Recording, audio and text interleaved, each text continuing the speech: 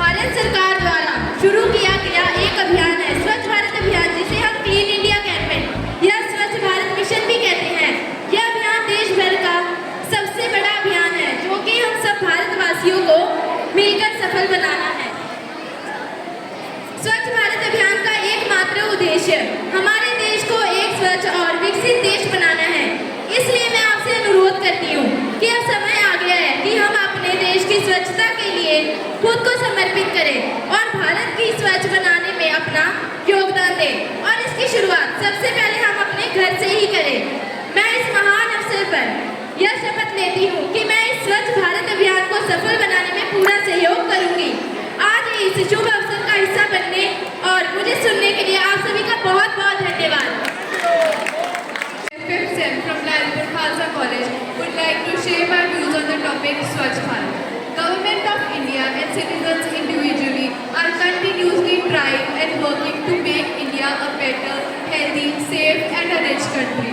Despite of all these efforts, India is still considered to be a developing nation. Every Indian wants India to be considered a developed country. So in order to make India a developed country, we need to come forward and put our efforts, and we really need to eradicate all the social issues such as poverty, lack of education, health, cleanliness. All these issues need to be addressed.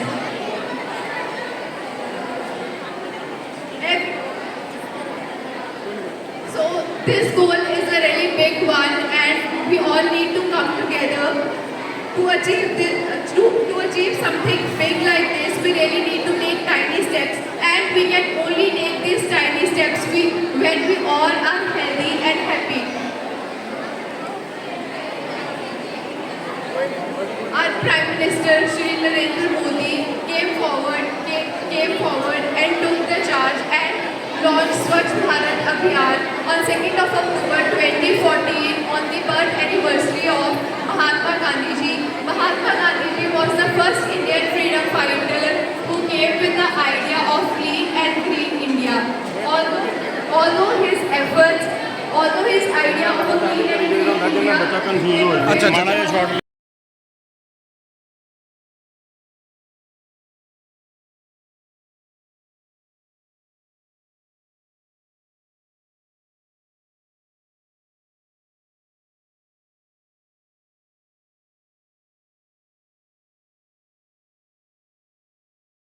जो स्वच्छता के प्रति आपने जागरूक किया है, उसके लिए हम आपका दिल से आभारी है। नहीं धन्यवाद जी, मैंने नहीं किया, ये सारा टीम ने काम किया है। ये डॉक्टर साहब ने काम किया, डॉक्टर हमारे श्री कृष्ण है और हमारी DDF है अनुषा। और यहाँ पे जो सब जैसे बारिश आ गई थी तो उसके बीच में शारदा जी ने बहुत मदद की, सारे मंदिर की ट्रस्ट है उन्होंने बहुत मदद की ताकि हम सारा प्रोग्राम को टाइमली कंप्लीट कर पाएँ। बच्चों ने भी इतने टाइम से तैयारी की थी ताकि वो डिमोरलाइज ना हो, ताकि ये सारा प्रोग्राम हो जाए। तो मंदिर की तरफ से, ट्रस्ट की तरफ से हमें बहुत अच्छा मतलब सहयोग मिला। तो सर समाज को क्या मैसेज है? मैसेज यही है, जैसे जो हमारे आसपास की सफाई है वो हम सबकी जिम्मेवारी होती है। और बहुत अच्छी बात थी। अगर आप देखें तो एक साइड तो हम स्टूडेंट्स जो स्कूल एंड कॉलेजेस के थे, हम उन्हें मोटिवेट कर रहे थे, उन्होंने एक्चुअली हमें भी मोटिवेट किया कि वो भी कितनी सफाई चाहते हैं। तो उनके थ्रू हम उन्हें भी इंस्पायर करेंगे कि वो समाज में साफ़ सफाई रखेंगे।